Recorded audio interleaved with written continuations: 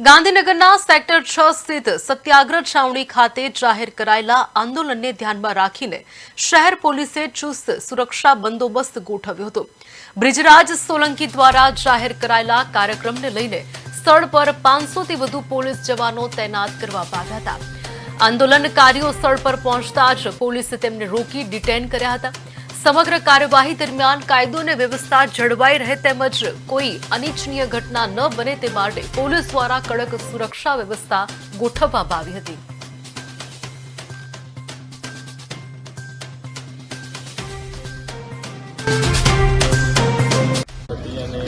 WhatsApp ઉપર અને ઘણી બધા સોશિયલ મીડિયા એપ ઉપર વિરોધ માટે મેસેજીસ કરતા હતા, પણ કોઈ પણ પ્રકારની પરમિશન લેવામાં આવેલ નથી। તો પોલીસ સવારથી બંદોબસ્તમાં છે અને લગભગ 200થી આસપાસ લોકોને રિટર્ન કરવામાં આવે છે। સર, અંદાજે કેટલા પોલીસ બંદોબસ્તમાં પોલીસ કર્મીઓ?